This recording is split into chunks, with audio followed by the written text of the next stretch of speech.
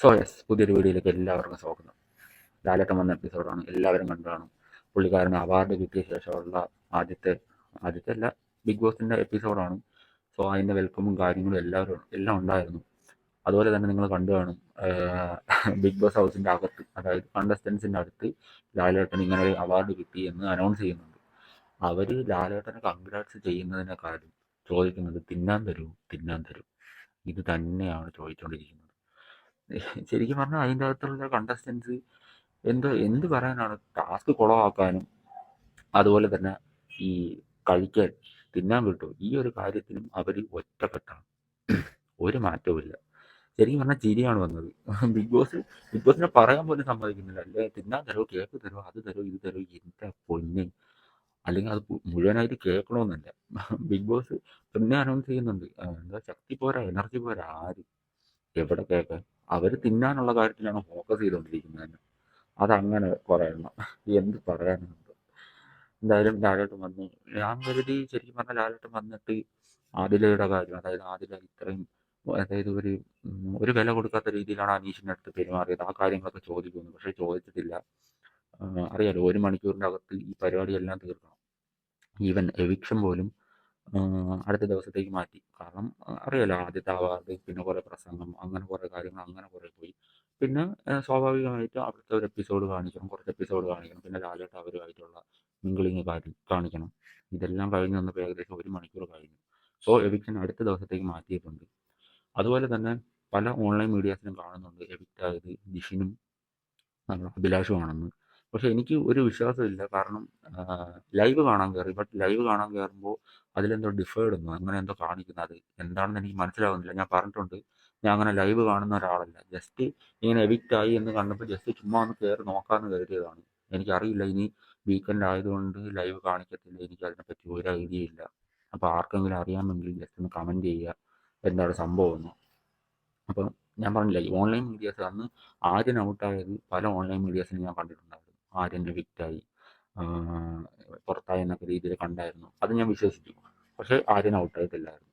അതുപോലെ തന്നെയാണ് ഇതിലും കാണിക്കുന്നത്. ജിഷിൻ എവിക്റ്റായി, അഭിലാഷ് എവിക്റ്റായി എന്നൊക്കെ പറയുന്നുണ്ട്. പക്ഷേ അറിയില്ല എന്താണ് സത്യാവസ്ഥയെന്ന്. എപ്പിസോഡ് വരുമ്പോഴേ അറിയാവൂ.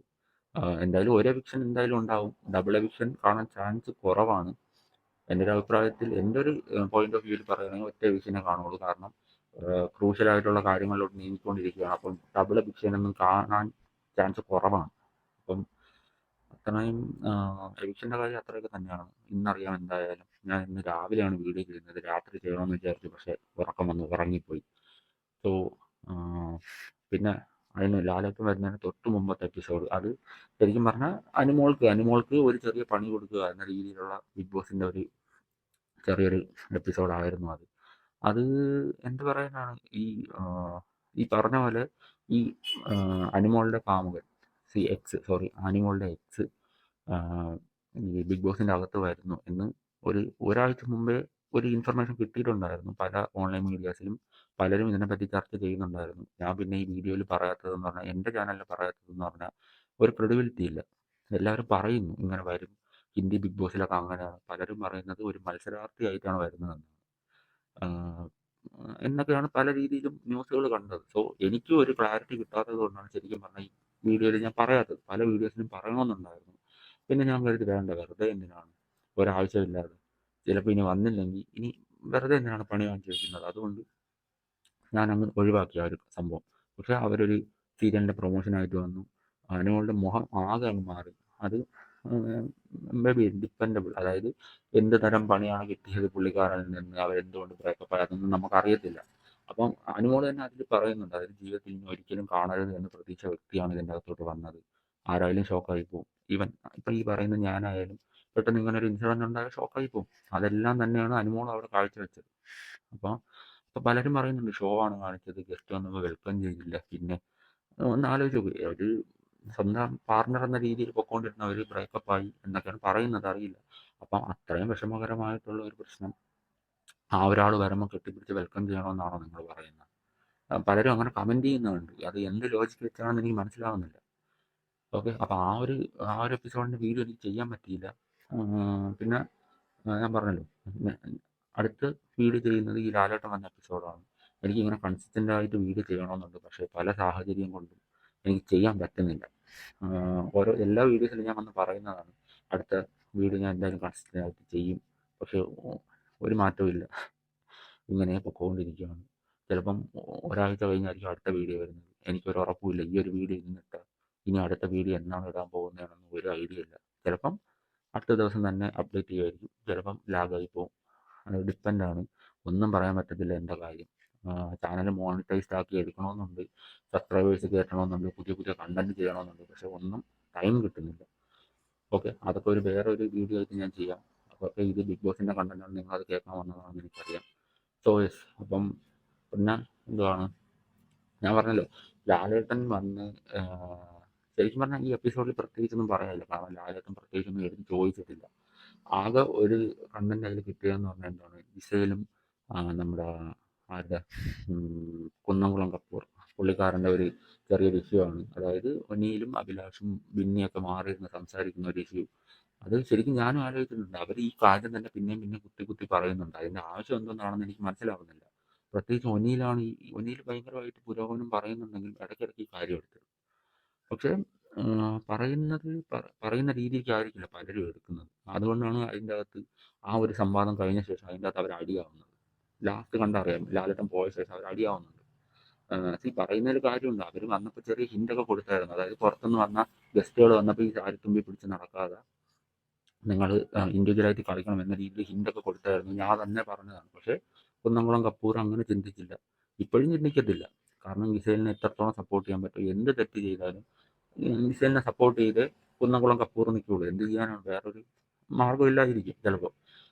എനിക്ക് തോന്നുന്നു അവരുടെ ഒരു വിചാരം എന്ന് പറഞ്ഞാൽ അവരുടെ കോംബോ പുറത്ത് ഭയങ്കര വിജയകരമാണ്, ഭയങ്കരമായിട്ട് സക്സസ്ഫുൾ റണ്ണാണ്, ആ ഒരു രീതിയിലാണ് രണ്ടുപേരും നിൽക്കുന്നത് എന്നൊക്കെയാണ് അവരുടെ ഒരു വിചാരം.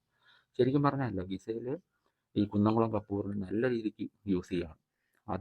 അതിലൊരു ബെസ്റ്റ് എക്സാമ്പിൾ കണ്ടതെന്ന് പറഞ്ഞാൽ മസ്താനി ഔട്ടായി പോയപ്പം കണ്ടതാണല്ലോ, ആദ്യം ഡാൻസ് കളിക്കുന്നത് ആ മാസ്ക് വെച്ചിട്ട്. അത് കൊണ്ടു കൊടുക്കുന്നത് ഗിസേലാണ്. അത് എത്ര പേര് ശ്രദ്ധിച്ചെന്ന് അറിയില്ല. ആദ്യം ഇത് മാസ്ക് കിട്ടിയ ഉടനെ എടുത്ത് വെച്ച് ഡാൻസ് കളിക്കുന്നുണ്ട്. പക്ഷേ ഗിസേൽ കളിച്ചിട്ടില്ല. കാരണം ഗിസേലിനറിയാം ഇതെങ്ങനെ പുറത്ത് പോകുന്ന ഒരു ഐഡിയ ഇല്ല. മേ ബി പോസിറ്റീവായിട്ട് പോകാം, മേ ബി നെഗറ്റീവായിട്ട് പോകാം. അതുകൊണ്ട് കൊണ്ടു കൊടുത്തതെന്നല്ലാതെ പുള്ളിക്കാരെ അത് വെച്ചിട്ടോ ഡാൻസ് കളിച്ചിട്ടോ ഇല്ല. ശ്രദ്ധിച്ചാൽ അറിയാം. എത്ര പേര് ശ്രദ്ധിച്ചിട്ടുണ്ടെന്ന് എനിക്കറിയില്ല. അപ്പോഴേ എനിക്ക് മനസ്സിലായി ആര്യനെ ഈ ഗിസേൽ യൂസ് ചെയ്യുന്നതാണ്. അത് ആര്യന് മനസ്സിലാവുന്നില്ല. ആര്യൻ ഇപ്പോഴും ഫ്രണ്ട്ഷിപ്പ് അത് ഇതെന്നും പറഞ്ഞ് നടക്കുന്നുണ്ട്. എന്ത് കാര്യത്തിനാണെന്ന് ഒരു പിടിയും കിട്ടുന്നില്ല. അത് ഒരു ഇമ്മച്ചുവറായിട്ടാണ് ചിന്തിക്കുന്നതും പല കാര്യങ്ങളും ചെയ്യുന്നത്.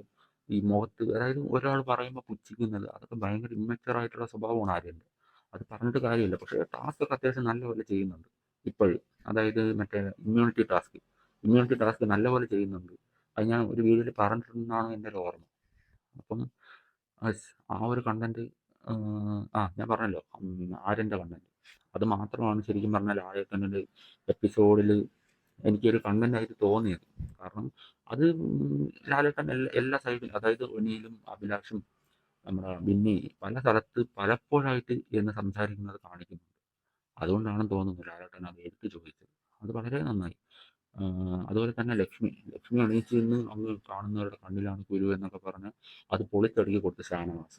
ശരിക്കും അത് ഞാനും ആലോചിച്ചു, ലക്ഷ്മി വന്നപ്പോൾ ഇങ്ങനെയൊന്നും അല്ലല്ലോ പറഞ്ഞത്, ഷാഡോ ആയിട്ട് നിൽക്കരുത്, അങ്ങനെ കളിക്കണം ഇങ്ങനെ കളിക്കണം, എന്നിട്ട് എണീറ്റ് നിന്ന് അങ്ങ് തള്ളുവാണ്. ലക്ഷ്മിയുടെ ഒരു വിചാരം എന്ന് പറഞ്ഞാൽ പലർക്കും ആ കാര്യങ്ങളൊന്നും ഓർമ്മ കാണത്തില്ല എന്നൊക്കെയായിരുന്നു. പക്ഷേ ഷാനവാസ് എടുത്ത് കയ്യിൽ കൊടുത്തു നല്ലപോലെ. പുള്ളിക്കാർക്ക് പിന്നെ ഒന്നും പറയാൻ പറ്റിയില്ല. അപ്പോൾ ആര്യൻ അവിടെ ഇരുന്ന് പിന്നെ സപ്പോർട്ട് ചെയ്യുന്നു. അതായത് എന്താ, ഒരു ഗെയിമറിന് മാത്രമേ വേറൊരു ഗെയിമറിന് മനസ്സിലാവും എന്തൊക്കെയാണ് പുള്ളിക്കാരൻ പറയുന്നത്. ഞാൻ പറഞ്ഞില്ല, പേഴ്സണലി എനിക്ക് ഒട്ടും താല്പര്യമില്ലാത്തൊരു പ്ലെയറാണ് ആര്യൻ എന്ന് പറയുന്നത്. പുള്ളിക്കാരൻ്റെ ഗസ്റ്റേഴ്സും പുള്ളിക്കാരൻ്റെ ആ സ്വഭാവമൊന്നും എനിക്ക് പേഴ്സണലി ഇഷ്ടപ്പെടുന്നില്ല. സോ എനിക്ക് അതിൻ്റെ അകത്ത് ഒട്ടും താല്പര്യമില്ല എന്ന രീതിയിൽ നിൽക്കുന്നത് ആര്യം തന്നെയാണ്. ഞാൻ എൻ്റെ പോയിന്റ് ഓഫ് വ്യൂ പറഞ്ഞതേ ഉള്ളൂ. അങ്ങനെ ഫേവറേറ്റ് ആയിട്ട് ആരുമില്ല. പക്ഷേ അനീഷിൻ്റെ കാര്യം ഞാൻ പല വീഡിയോസിലും പറഞ്ഞിട്ടുണ്ട്. അനീഷ് കോമണറായിട്ട് അതിൻ്റെ അകത്ത് ഉണ്ടാക്കിയെടുത്ത സപ്പോർട്ട് ചില്ലറ കാര്യമൊന്നുമില്ല. കാരണം ഫേസ് ഫെമിലിയർ ഇല്ലാതെ ഇതിൻ്റെ അകത്തോട്ട് വന്നു ഇത്രയും വോട്ട് നേടി അതിൻ്റെ അകത്ത് നിൽക്കണമെങ്കിൽ ചെറിയൊരു കാര്യമേ അല്ല. ഇപ്പോഴും ഞാൻ ലാസ്റ്റ് എന്തോ വോട്ടിങ് നോക്കിയപ്പോൾ അനീഷിനാണെന്ന് തോന്നുന്നു ഏറ്റവും കൂടുതൽ വോട്ട്. നല്ല രീതിക്ക് വോട്ട് കയറുന്നുണ്ട്. കാരണം എനിക്ക് തോന്നുന്നില്ല പുള്ളിക്കാരൻ PR വർക്കിനും കാര്യങ്ങൾക്കൊക്കെ പൈസ കൊടുത്തിട്ടാണ് വന്ന് നിൽക്കുന്നതെന്ന്. കാരണം അത്ര ഫേസ് ഫെമിലിയർ ആയ ആളല്ല. എനിക്ക് തോന്നുന്നില്ല. എൻ്റെ ഒരു ഇതിൽ പറഞ്ഞതാണ്. നമുക്ക് എന്തായാലും കാണാം. അനീഷ് വിന്നറായ അതൊരു മാസീവ് ചരിത്രം തന്നെയായിരിക്കും. കാരണം ഒരു കോമണറായിട്ട് വന്നിട്ട് വിജയിക്കുക എന്ന് പറഞ്ഞാൽ ചില്ലറ കാര്യമല്ല. ഒന്ന് ആലോചിച്ച് നോക്കുക. ഫേസ് ഫെമിലിയർ ആയവർ പോലും ഫസ്റ്റ് വീക്കിലൊക്കെ എവിക്റ്റായി പോകുന്നുണ്ട്, സെക്കൻഡ് വീക്കിൽ പോകുന്നുണ്ട്, തേർഡ് വീക്കിൽ പോകുന്നുണ്ട്. ഇത്രയും ഫേസ് ഫെമിലിയറും ഇത്രയും സീരിയലിൽ അഭിനയിച്ച് അത്രത്തോളം ഫോളോവേഴ്സും കാര്യങ്ങളുള്ള, ഇൻസ്റ്റാഗ്രാമിലൊക്കെ അത്രത്തോളം ഫോളോവേഴ്സും കാര്യങ്ങളുള്ളവരാണ് ഔട്ടായി പോകുന്നത്. അപ്പോൾ ഒന്ന് ആലോചിച്ച് നോക്കുക. ഒരു 4000 5000 ഫോളോവേഴ്സ് എന്തേ ഉള്ളൂ അനീഷിന്. അപ്പോൾ ഒന്ന് ആലോചിച്ച് നോക്കുക എത്രത്തോളം ആൾക്കാർക്ക് അനീഷിനെ അറിയാമായിരുന്നു എന്ന്. കോമണർ തന്നെയാണ്. അപ്പോൾ ആ രീതിയിൽ നല്ലപോലെ കളിക്കുന്നുണ്ട്. ഇന്നലെ ജയിലിലായപ്പോൾ പോലും ആദിലയും അനീഷും തമ്മിൽ സംസാരിച്ച് ആ പ്രശ്നങ്ങൾ തീർക്കാൻ നമ്മുടെ അനീഷ് മുൻകൈ എടുത്തു എന്നുള്ളതാണ്. അത് ഭയങ്കര നല്ലൊരു എന്താ പറയുക മെൻറ്റാലിറ്റിയാണ്.